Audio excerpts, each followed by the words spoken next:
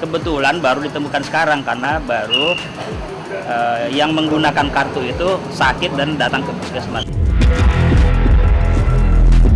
Lalu bagaimana warga Jakarta Utara itu bisa terjebak pembuatan kartu BPJS palsu?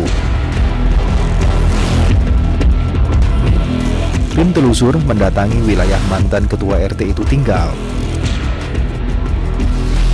Kabarnya, puluhan warga menjadi korban BPJS fiktif ala mantan ketua RT itu.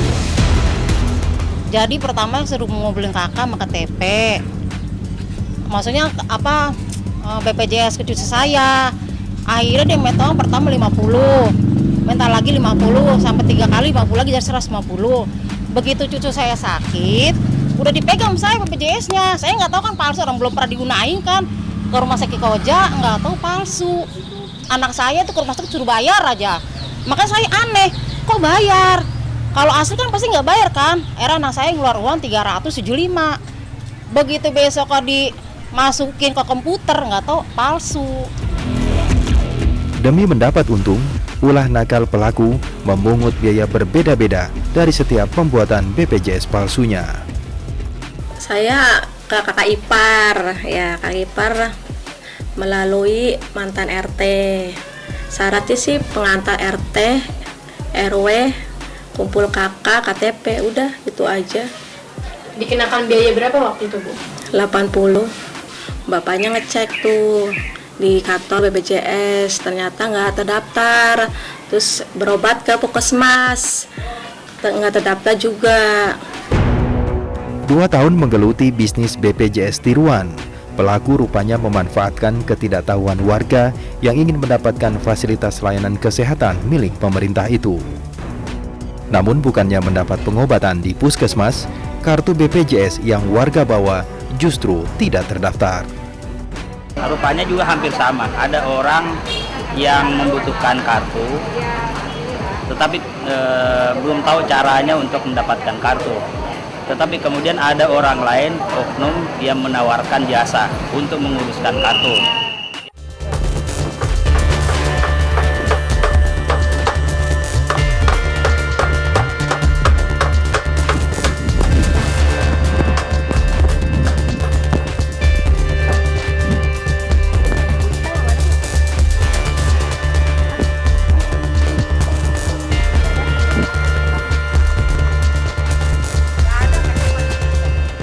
Kami mendatangi rumah mantan ketua RT itu, mencoba mencari tahu bagaimana bisnis gelapnya bisa berjalan. Saya tahu, takutnya udah pergi. Dia lagi ke dalam jadi. Oh, lagi pergi ya? Iya, bawa tas.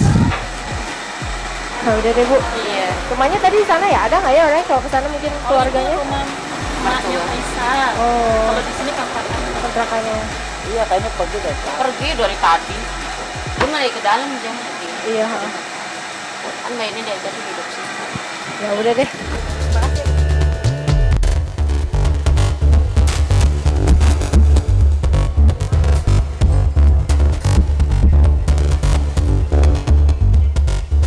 Rumah pelaku ternyata nampak sepi dan tak ada anggota keluarganya pun di sini.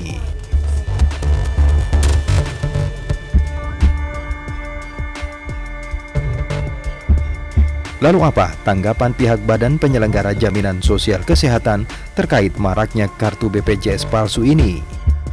Sebenarnya justru kita sudah mengantisipasi jauh sebelumnya.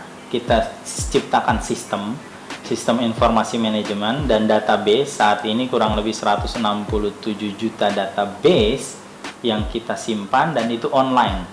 Mulai dari pusat, regional, cabang, kantor layanan operasional kabupaten kota, dan seluruh vaskes, baik puskesmas, klinik, dokter praktek perorangan, rumah sakit.